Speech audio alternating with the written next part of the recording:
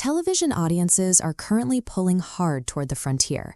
We're seeing a high demand for modern westerns, shows built on high-tension environments, severe power dynamics, and a classical, rugged atmosphere.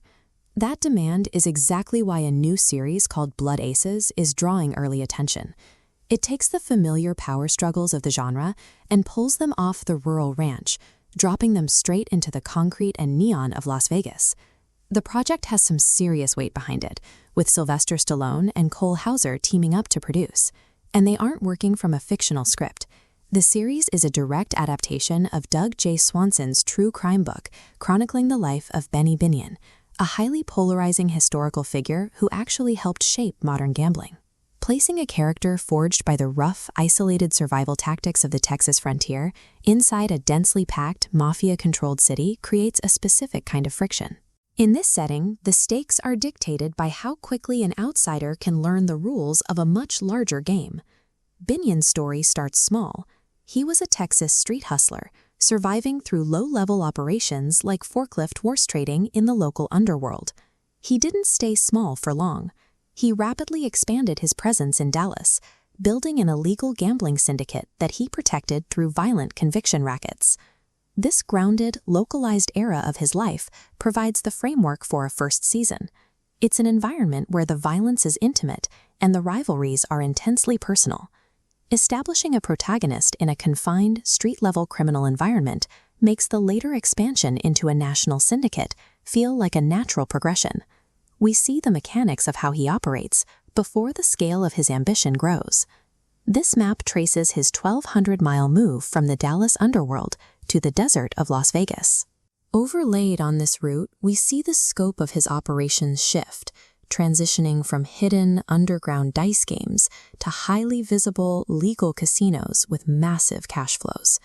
But building places like the Horseshoe and the Golden Nugget required two very different skill sets. He maintained a polished, welcoming facade on the outside while utilizing the same ruthless, illegal methods of his past behind closed doors. That dual identity, acting simultaneously as a legitimate founding city father and an unapologetic outlaw, provides a constant source of narrative conflict that can sustain a multi-season arc. To carry that kind of moral ambiguity, the production cast Cole Hauser as Binion. Hauser has a history of playing rugged characters who operate entirely within the gray areas of the law. Stallone has heavily endorsed Hauser for the role, and both men have expressed a shared goal. They intend to present Binion's historical flaws exactly as they were, without any attempt to soften the edges. This approach aligns with the style Hauser and Stallone have worked in before, a version of the Western defined by high stakes and characters who are often their own worst enemies.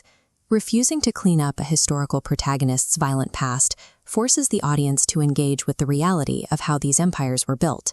That commitment to historical weight creates a more complex story than a traditional, sanitized hero's journey. But an intense character study will fall flat if the environment feels fake. The risk for any casino show is failing to capture the specific, fast-paced mechanics that make the gambling world unique. To avoid that, the production requires a legitimate gambling consultant. They need someone who has lived the reality of the casino floor, dictating exactly how the cards move and how the dealers operate. Stallone's own familiarity with these gritty subcultures serves as a major asset in verifying that those specific details are captured correctly.